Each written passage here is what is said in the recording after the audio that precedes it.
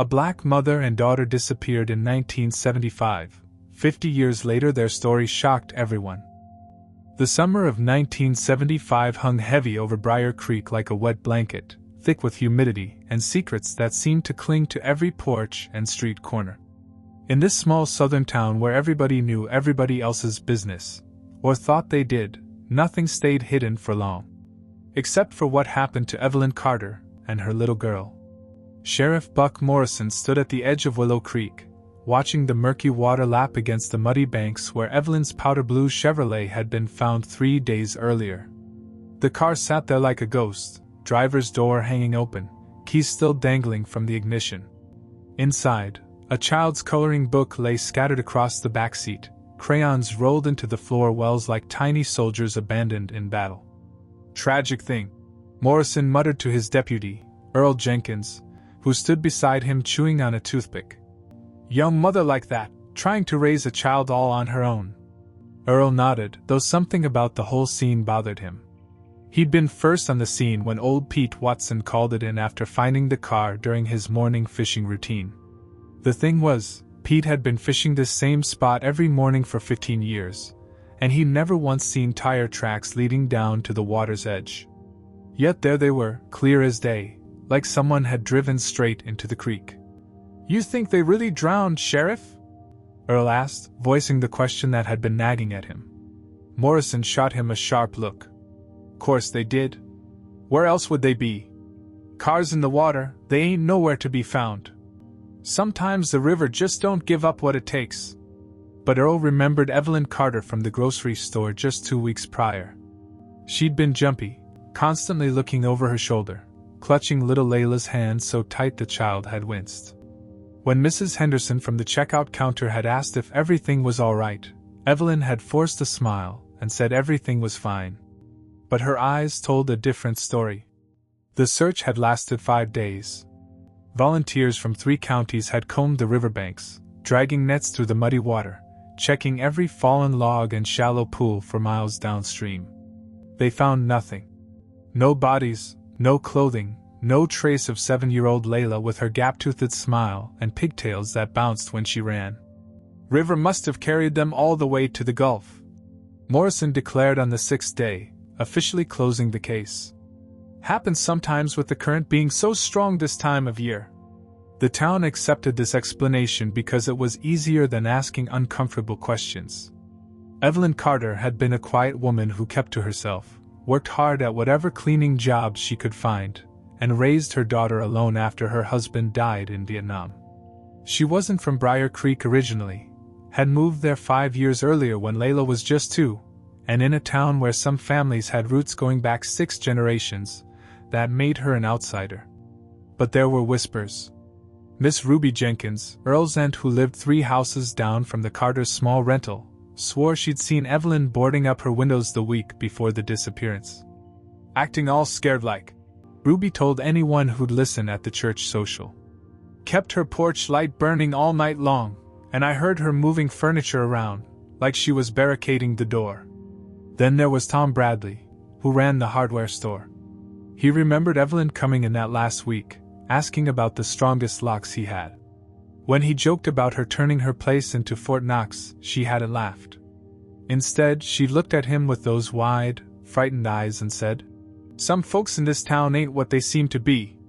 The whispers grew louder when people started remembering other details. How Evelyn had worked for the Whitmore family up until a month before she disappeared. The Whitmores owned half the businesses in town, and most of the good farmland. They'd been powerful since before the Civil War, and their word was law in Briar Creek. When Judge Whitmore said jump, people asked how high. But nobody talked about why Evelyn had stopped working there so suddenly. Mrs. Whitmore had told people that Evelyn was unreliable and not a good fit for the family. But those who knew Evelyn knew she was one of the hardest workers in town. She'd scrub floors until they gleamed, iron shirts until they looked new, and never missed a day of work. "Something happened in that house," Ruby whispered to her bridge club. "Mark my words, that girl saw something she wasn't supposed to see." The Whitmore house sat on Magnolia Hill, the finest street in Briar Creek, surrounded by old oak trees and a wrought iron fence that had been there since 1892. It was the kind of house where important people gathered, where deals were made over whiskey and cigars, where the real business of the town got conducted behind closed doors. 3 weeks after Evelyn and Layla disappeared, a strange thing happened. The deed to the small plot of land where their rental house sat, land that had been in dispute for years, suddenly appeared in the county records office. The original deed, dating back to 1868, showed it had been granted to the Freeman family, former slaves who'd worked the Whitmore plantation. But the new deed, somehow, discovered, in an old filing cabinet, showed it had always belonged to the Whitmores.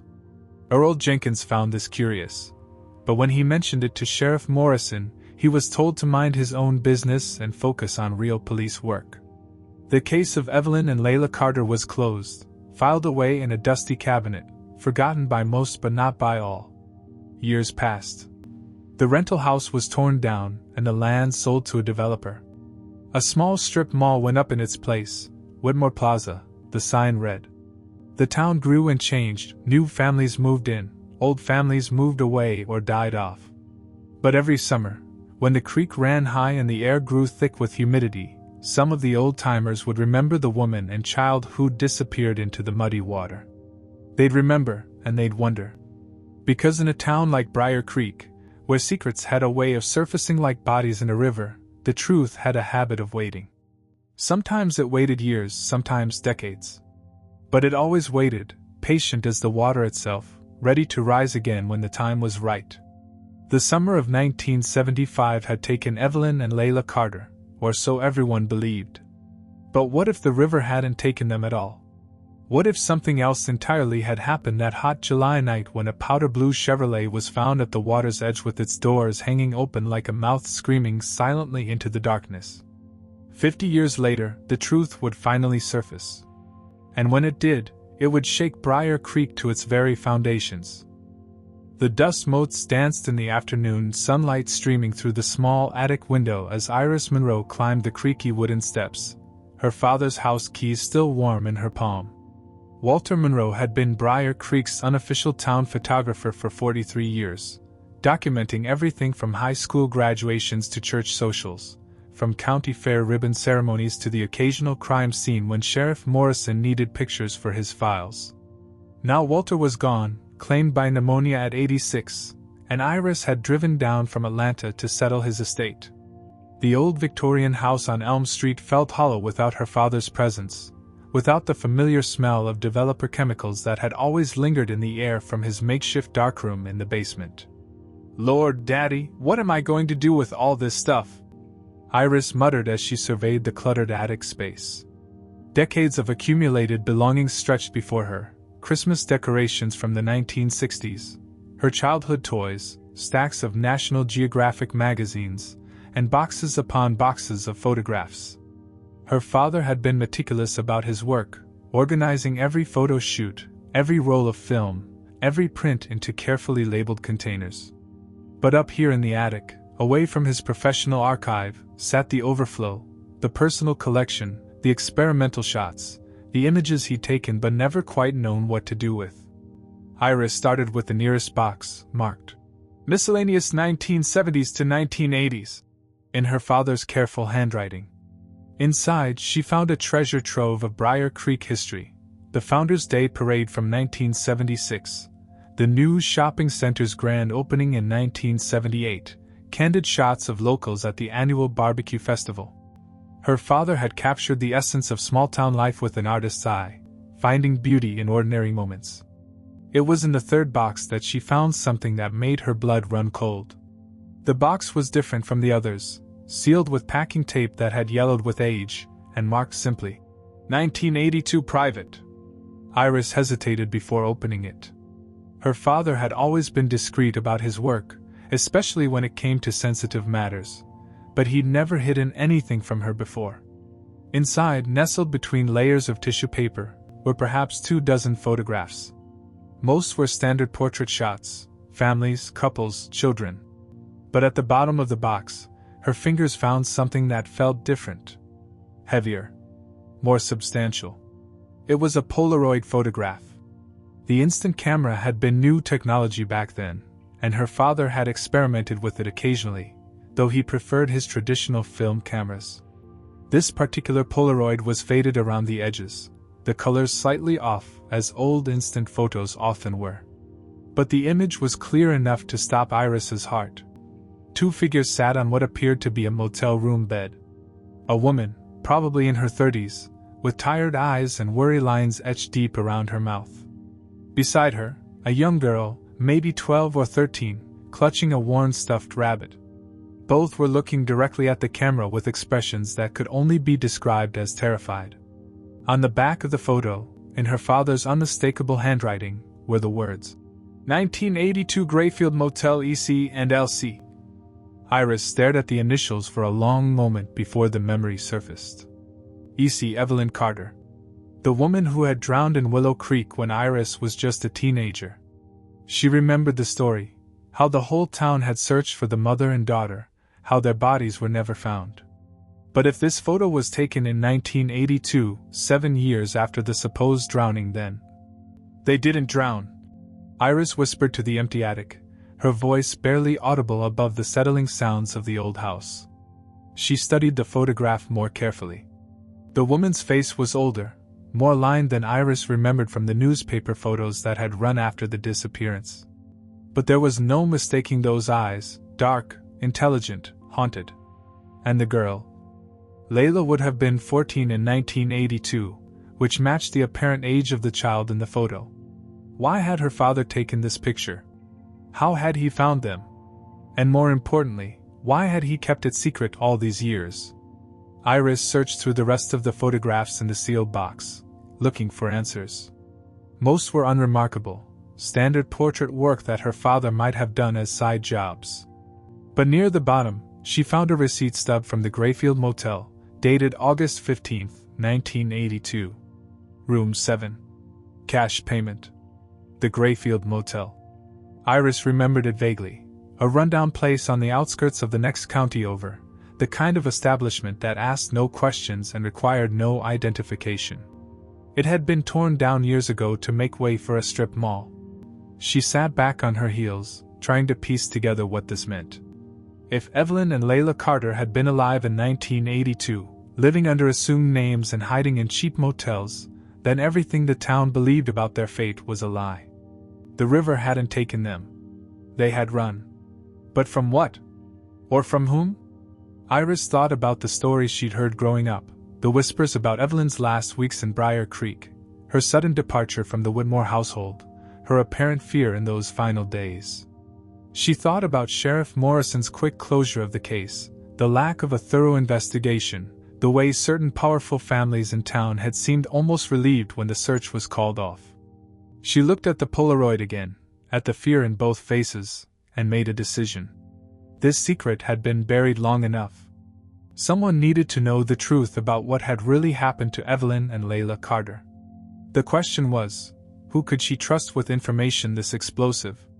Then she remembered Detective Cliff Reynolds, her father's occasional poker partner, now retired but still sharp as a tack. Reynolds had always been different from the other local law enforcement. More thorough, more honest, less willing to take the easy answer when the hard questions needed asking.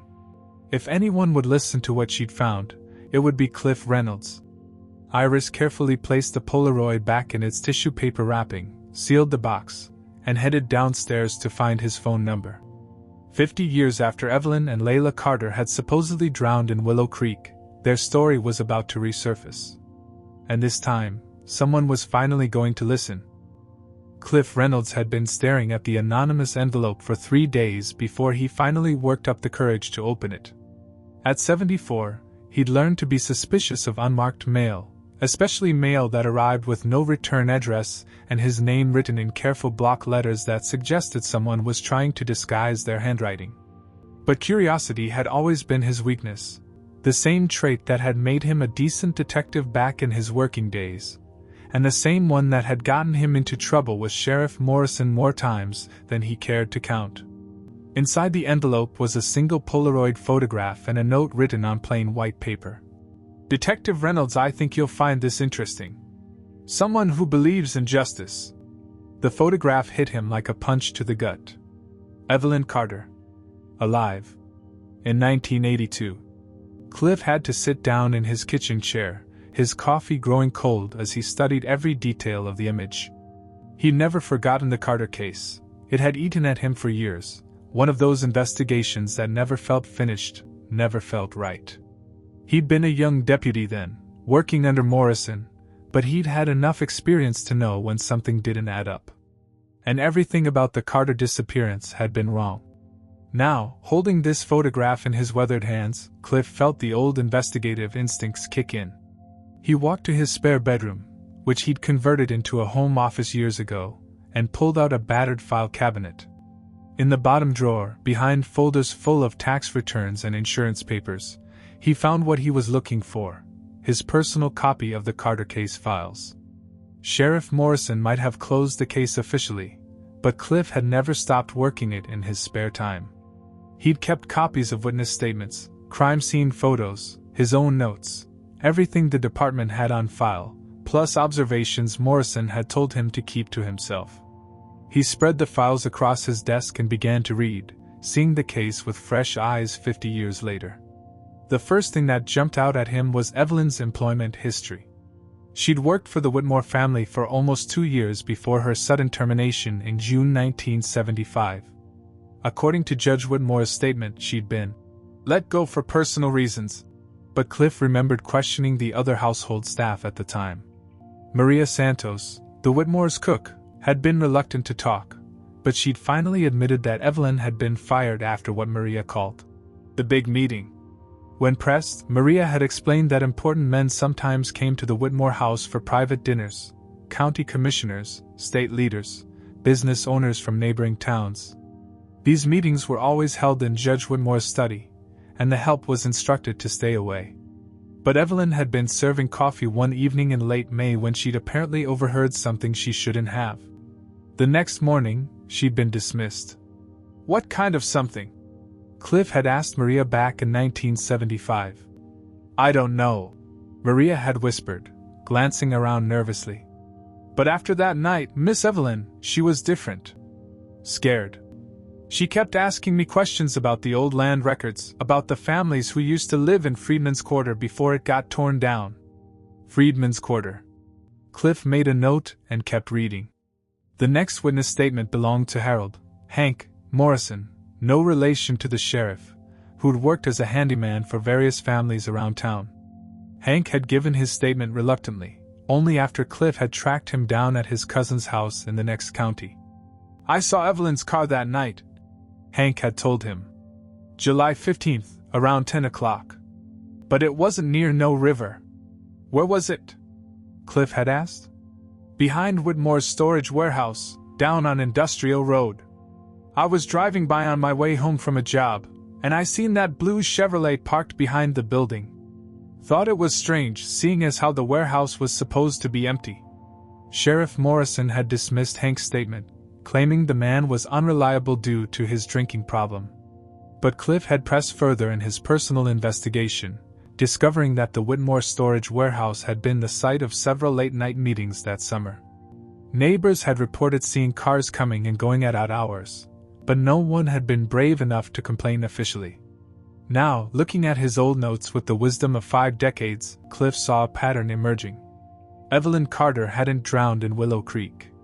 She'd stumbled onto something big enough to make powerful people nervous, big enough to force her into hiding. But what had she discovered? Cliff picked up his phone and dialed a number he hadn't called in years. Maria Santos was in her 80s now, living with her daughter in a retirement community outside Savannah, but her mind was still sharp. Maria, this is Cliff Reynolds. I used to be a deputy here in Briar Creek. I remember you, Maria said, her voice cautious. You were the one asking questions about Miss Evelyn. I'm still asking questions, Maria. And I think I might finally be close to some answers. Can you tell me what you remember about those meetings at the Whitmore house? The ones Evelyn overheard? There was a long pause, and Cliff thought she might hang up. Finally, Maria spoke, her voice barely above a whisper. They were talking about land, Mr. Reynolds. Old land that was promised to the freed slaves after the battle. Judge Whitmore, he had papers showing that land was never legally transferred. He was planning to reclaim it all, hundreds of acres worth millions of dollars today. And Evelyn heard this? She heard more than that. She heard them talking about families who might still have claims to that land. Families who needed to be convinced to give up those claims. The pieces were falling into place. Land fraud on a massive scale, orchestrated by the most powerful family in the county. And Evelyn Carter, a housekeeper who cleaned their offices and served their coffee, had stumbled onto the conspiracy. No wonder they'd wanted her silenced. But instead of finishing her, someone had helped her disappear. The question was, who? 3 weeks after receiving the anonymous photograph, Cliff Reynolds found himself standing in tall weeds behind what used to be the Grayfield Motel, squinting through his bifocals at the crumbling remains of Room 7. Beside him, Iris Monroe swatted at mosquitoes and wondered if this wild goose chase would lead anywhere. She'd finally worked up the courage to call him after finding the Polaroid, and to her surprise, the retired detective had been more than interested. He'd been obsessed.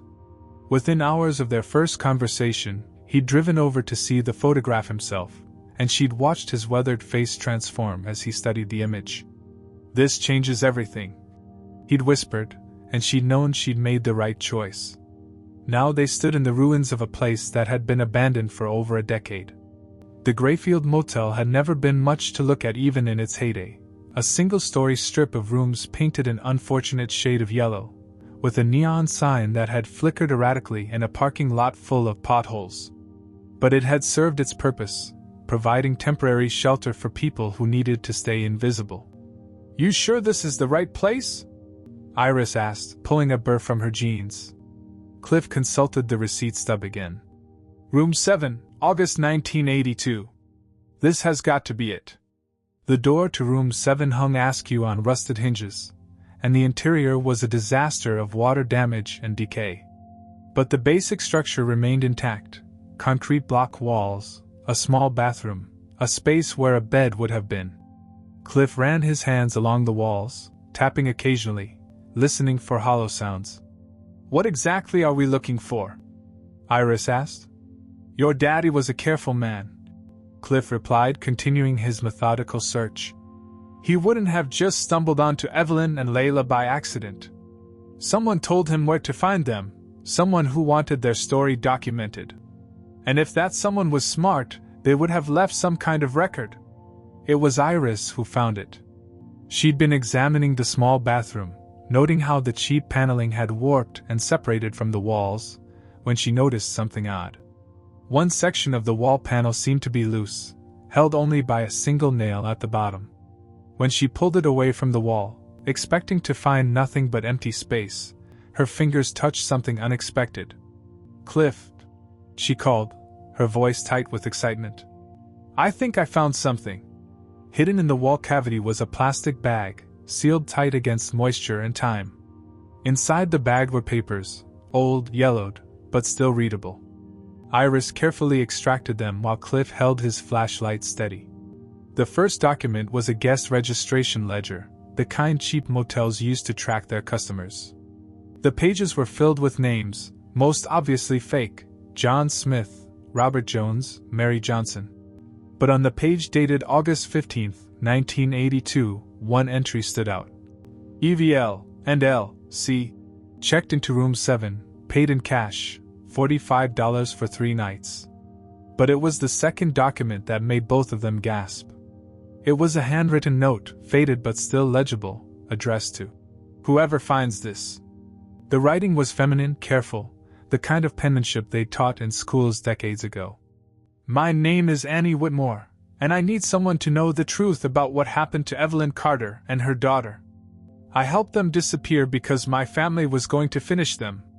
Evelyn found out about the land deals, about how we've been stealing property that rightfully belongs to black families for generations.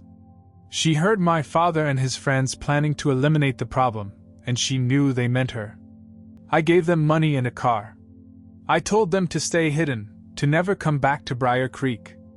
I staged the accident at the river using my own car, then had it pulled out before anyone could examine it too closely.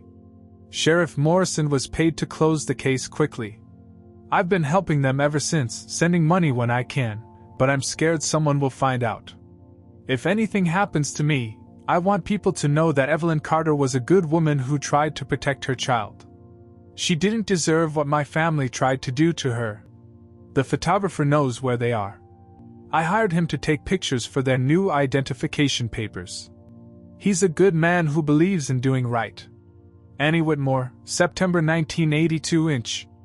Cliff let out a low whistle. Annie Whitmore. Judge Whitmore's daughter. She was always the black sheep of that family. Is she still alive? Iris asked. Last I heard, she moved to North Carolina back in the 90s. Had some kind of falling out with her family over money. Cliff carefully folded the note and placed it back in the plastic bag. We need to find her. But there was more in the bag.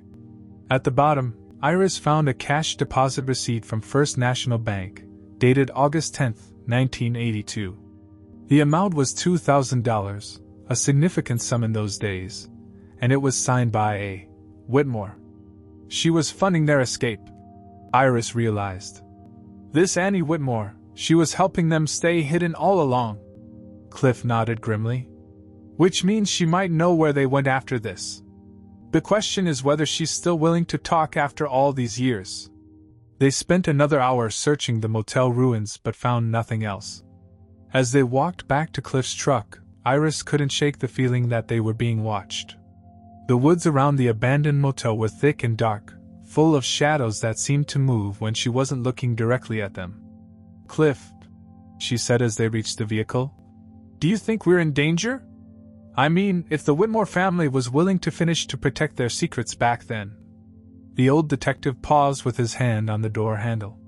Judge Whitmore died 10 years ago, and most of his generation is gone. But families like that, they pass their secrets down through the generations. We need to be careful. As they drove away from the ruins of the Grayfield Motel, either of them noticed the black SUV that had been parked in the tree lane, or the man with binoculars who had been watching their every move. The truth about Evelyn and Layla Carter was finally starting to emerge after 50 years of silence. But some secrets, once disturbed, had a way of fighting back. Annie Whitmore lived in a modest ranch house on the outskirts of Asheville, North Carolina, surrounded by the kind of carefully tended garden that spoke of someone who had found peace in simple things. At 78, she moved slowly but deliberately, her silver hair pulled back in a neat bun, her hands still steady as she poured sweet tea for her unexpected visitors. Cliff had found her through old property records and a patient afternoon of phone calls.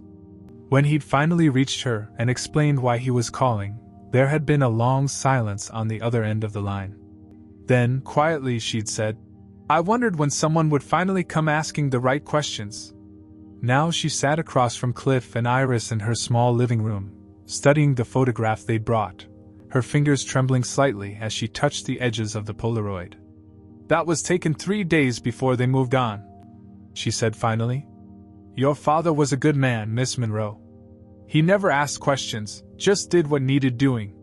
What exactly happened, Mrs. Whitmore? Cliff asked gently. We know you helped them, but we need to understand how. Annie set down her tea glass and walked to an old secretary desk in the corner of the room. From a locked drawer, she withdrew a manila folder, yellowed with age. Inside were letters, photographs, and documents that told a story 50 years in the making. My father was not a good man, she began, settling back into her chair. People in Briar Creek thought he was respectable because he wore a judge's robes and lived in a big house, but I knew better. I grew up watching him and his friends steal land that had been promised to freed slaves after the Civil War. They'd forge documents, intimidate families, sometimes worse. She pulled out a map, hand-drawn and annotated. This shows all the properties they'd taken over the years. Hundreds of acres, worth millions today. They called it reclamation, but it was theft, plain and simple. And Evelyn found out about this? Iris asked. She was serving coffee during one of their planning meetings. My father and 5 other men were discussing the last holdup properties in what used to be Freedman's Quarter. There were still 3 families with legitimate claims, and the men were talking about how to remove the problem permanently. Annie's voice dropped to a whisper. I was there that night, hiding on the stairs like I used to do as a child. I heard everything. They weren't just talking about forging more documents. They were planning to finish anyone who stood in their way. Including Evelyn, Cliff said. She'd heard too much. My father knew she was smart, knew she might figure out what they were really doing. The next morning, he fired her, but I could see it in his eyes. He wasn't going to let her just walk away. Annie pulled out a photograph from the folder, a picture of herself as a young woman, standing next to a powder blue Chevrolet. I'd been giving Evelyn money for months, ever since she lost her job. She was trying to save enough to leave town with Layla, but she didn't have anywhere to go, no family to help her. So you helped her disappear, Iris said. I gave her my car and $2,000 in cash, everything I had in my savings account. We drove her Chevrolet down to the river together that night, July 15th. I'd already arranged everything with Sheriff Morrison. Cost me another $1,000 to ensure he'd close the case quickly without asking too many questions. Annie's eyes grew distant as she remembered. Evelyn was so scared. She kept asking if I was sure this would work, if they'd really believe she was finished. I told her it had to work, because the alternative was unthinkable. Where did they go? Cliff asked. Annie pulled out another document, a bus ticket stub to Philadelphia, dated July 16, 1975. I had contacts there, people who could help them get new identification papers, find a place to live. I met them through my work with the Underground Railroad Historical Society, people who understood what it meant to help others disappear. Did you stay in touch? For 7 years. Evelyn would write once a month, just a few lines to let me know they were safe. She got work as a seamstress. Layla was doing well in school. They were happy, or as happy as they could be living under false names. Annie's expression darkened. Then in 1982, something changed. Evelyn wrote that someone had been asking questions about them in Philadelphia. A man claiming to be a family friend from Briar Creek, but she knew it wasn't true. She was terrified they'd been found. That's when my father took the photograph. Iris realized. I hired him to document their new appearance for updated identification papers. I wanted to help them disappear again, somewhere even safer. But after that meeting at the motel, Annie shook her head sadly. I never heard from them again. Not a single word in 43 years. Cliff leaned forward. Do you have any idea where they might have gone? Annie walked back to the desk and retrieved one last document. A property deed for a small house in Philadelphia, purchased in August 1982 under the name Elizabeth Carson. Elizabeth was Evelyn's middle name, Annie explained. I helped arrange the purchase through a lawyer friend who specialized in cases requiring discretion. If they're still alive, if they stayed in Philadelphia, this might be where they ended up. She handed Cliff the deed, her hands shaking slightly. I've thought about them every day for 50 years. Wondered if they were safe, if Layla grew up happy, if I did the right thing. Sometimes I thought about trying to find them myself, but I was afraid that reaching out might put them in danger again. You saved their lives, Iris said firmly. Whatever happened after that, you gave them a chance they wouldn't have had otherwise. Annie nodded, tears gathering in her eyes. I just hope they found peace. They deserve that much, after everything my family put them through. As Cliff and Iris prepared to leave, Annie walked them to the door. Detective Reynolds, she said quietly, be careful who you tell about this. My father may be finished, but there are others who are part of that conspiracy. Some of them have children and grandchildren who might not want these secrets coming to light. The drive back to Georgia was quiet, both of them lost in thought. In Cliff's jacket pocket, the Philadelphia address felt like it weighed 100 pounds. After 50 years, they might finally be close to finding out what had really happened to Evelyn and Layla Carter. The question was, were they still alive to tell their story? The row house on Carpenter Street in Philadelphia had seen better days, but it wore its age with dignity.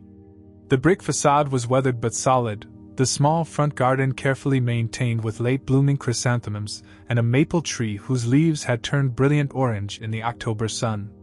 A porch swing creaked gently in the afternoon breeze, and on it sat a woman who looked to be in her late 50s, reading a paperback novel. Cliff Reynolds had driven the 7 hours from Briar Creek in one stretch, Iris Monroe beside him clutching the property deed and trying to manage her expectations. They'd found dozens of Elizabeth Carsons in the Philadelphia area, but this address, 1247 Carpenter Street, was the only one that matched the deed Annie Whitmore had provided. As they parked across the street, Cliff felt his heart hammering in his chest. At 74, he'd solved plenty of cases in his career, but none had haunted him like this one. 50 years of wondering, 50 years of knowing something wasn't right, and now they were possibly moments away from the truth. That could be her, Iris whispered, studying the woman on the porch. She'd be about the right age. The woman had noticed their car and was watching them with the kind of wariness that comes from a lifetime of looking over one's shoulder. Even from a distance, Cliff could see intelligence in her posture, the way she held herself ready to move quickly if necessary. They approached slowly, hands visible, Cliff's old badge held up so she could see it. "Ma'am, I'm retired Detective Cliff Reynolds from Briar Creek, Georgia. This is Iris Monroe. We're hoping you might be able to help us with an old case." The woman's book fell from her hands, landing on the porch with a soft thud. For a moment, she seemed frozen, her dark eyes wide with something between fear and recognition. Then, slowly, she stood. "Briar Creek," she repeated, her voice barely above a whisper. "I haven't heard that name in 50 years. Are you Layla Carter?" Cliff asked gently. The woman, who looked so much like the frightened child in Walter Monroe's photograph, but grown and weathered by time, nodded slowly. "I haven't been Layla Carter since I was 14 years old. These days I'm Lisa Carson. But yes, I'm who you're looking for." She gestured to the porch chairs, her movements deliberate and careful. "I suppose this day was always going to come. My mama always said the truth has a way of surfacing, no matter how deep you bury it." "Your mother," Iris began. "Passed 5 years ago," Lisa said, settling into her chair. "Peacefully in her sleep. She lived to be 78, which was more than either of us expected when we left Briar Creek." Cliff pulled out the Polaroid photograph, now carefully preserved in a plastic sleeve. "Your father's photographer took this picture of you and your mother in 1982. It's how we found you." Lisa took the photograph with trembling hands, studying it as if seeing ghosts. "I remember that day. Mama was so scared. Someone had been asking questions about us, coming around our neighborhood pretending to be an old friend. We thought they'd found us. Annie Whitmore told us about that," Iris said. "She said she lost contact with you after 1982. Miss Annie." Lisa's face softened with genuine affection. "That woman saved our lives. If it hadn't been for her, my mama and I would have ended up at the bottom of Willow Creek for real." "What happened after the photograph was taken?" Cliff asked.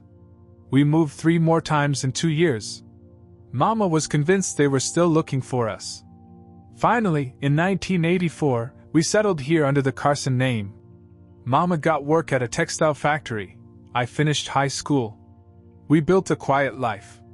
Lisa stood and walked to the porch railing, looking out at the street where children were playing hopscotch on the sidewalk.